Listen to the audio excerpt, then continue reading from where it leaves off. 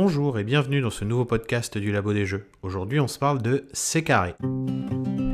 Analyse, avis, questions d'actualité, c'est le podcast du Labo des Jeux.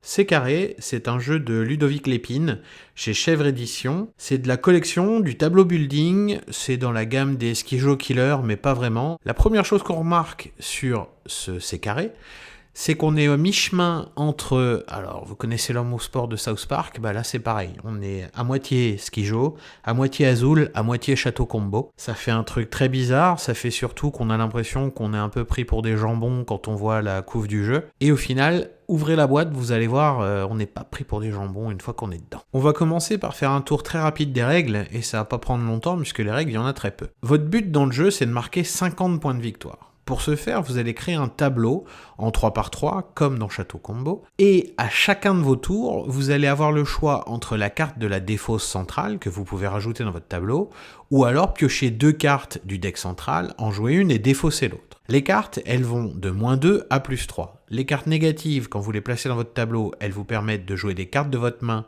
que vous ajoutez également à votre tableau, et les cartes positives, elles vous permettent de piocher pour recompléter votre main. Taille maximale de la main, 5 cartes. Si vous en avez trop, faudra défausser à la fin du tour. Et pour finir le tour rapide des règles, on va se faire les points de victoire. Déjà, la valeur de chaque carte. Donc si vous jouez que du négatif, félicitations, vous allez perdre des points. Mais quand même, il y a 6 couleurs de carreaux de faïence, carrelage, azuleros, ce que vous voulez, différentes. Et plus vous faites une zone très grande d'un même type de carrelage, plus vous marquerez de points. Et si vous faites plusieurs zones, vous marquez des points pour chacune des zones. Plus elles sont grandes, plus vous faites des points. Avec tout ça, on a donc la partie Château Combo sur le carré de 3x3.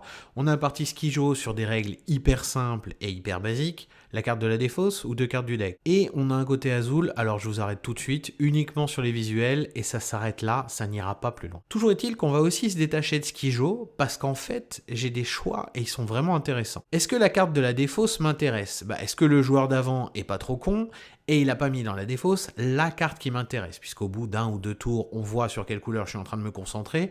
S'il commence à les jeter dans la défausse juste avant que je joue, je lui serre la main, je lui dis merci, on est en train de jouer coop tous les deux pour que je gagne, mais les autres autour de la table, ils vont pas trop apprécier ce qui est en train de se passer. Également, quand je défausse des cartes, il faut bien que je fasse attention aux couleurs que je défausse pour le joueur qui joue après, et également aux valeurs. Si je commence à mettre un -2 dans la défausse, ça va peut-être l'intéresser parce que ça lui permet de mettre 2 cartes de sa main immédiatement en jeu. De plus, quand vous jouez des cartes, quand vous complétez votre tableau, vous pouvez soit les mettre dans un espace vide à ce moment-là, toujours dans la limite de votre 3x3, soit vous pouvez recouvrir si la carte a la même couleur ou la même valeur qu'une carte se trouvant déjà dans votre tableau. C'est-à-dire que ce -2 d'une couleur dont j'ai une seule carte, celle-là, et qui m'embête, je la transforme en un -2 toujours, mais de la couleur qui m'intéresse pour agrandir la zone en question. On voit donc que les jeux de type Skijo, alors je vais vous en rajouter les autres, Décal, Duck and Cover, Flip 7, des jeux où il y a très peu de décisions, là quand même il y a quelques décisions. Alors je vous promets pas un brass, je vous promets pas un truc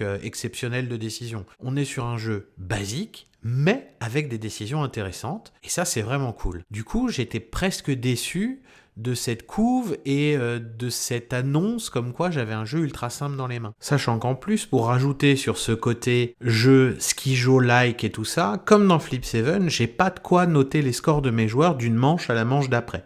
Une fois qu'on a fait notre scoring, si personne n'est arrivé à 50, faut continuer à jouer, mais il va falloir que chacun se rappelle de son score. C'est assez étrange ce principe-là de pas me mettre un livret de points ou de me mettre un peu de punch. Alors je comprends bien, ça limite le coût du jeu qui reste autour des 15 € pour rester dans cette fameuse zone Skijo Killer, mais moi j'aimerais de quoi noter mes points. Ou alors, on me dit dans les règles, vous jouez une manche et c'est en 2 manches gagnantes.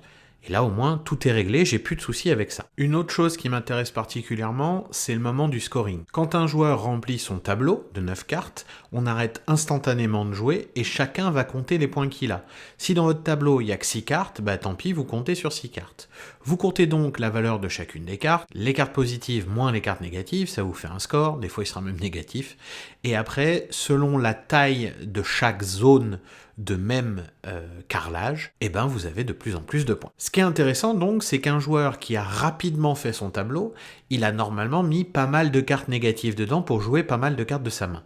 Donc, ce joueur-là, il va faire peut-être beaucoup de points par la zone, mais il va peut-être perdre pas mal de points par les cartes négatives.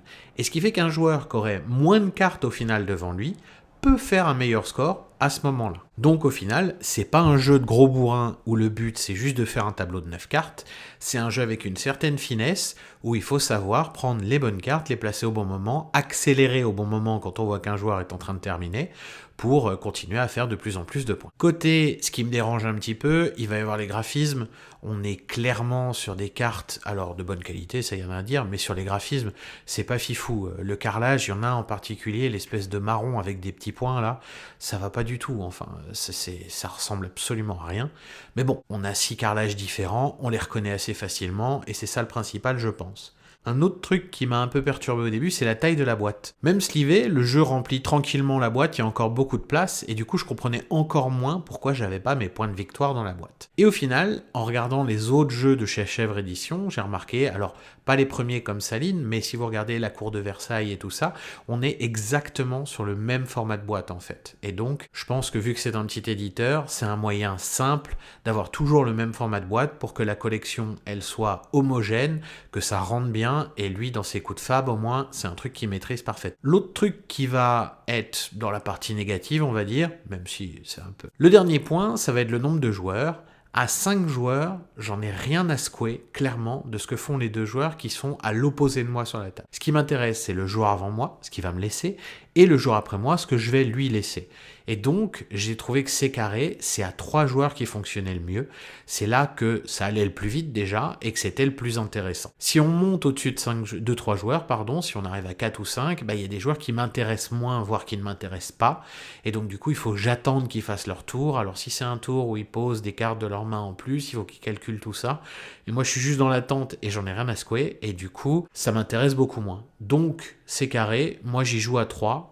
Et quand c'est à 3, ça tourne très très bien. Le point final, c'est que ce jeu-là, il est malin, rapide, il fait très bien le boulot. C'est pas un jeu si simple que ça, il y a une certaine finesse qui est vraiment agréable. Et donc du coup, j'espère que je vous ai donné au moins envie de l'essayer, si ce n'est de passer à l'achat. En plus, il n'est pas excessivement cher. En tout cas, c'est tout pour moi, et à bientôt pour un nouvel épisode du podcast du Labo des Jeux. Vous pouvez également nous soutenir grâce à notre Ko-fi, dont on vous met le lien en description. Merci.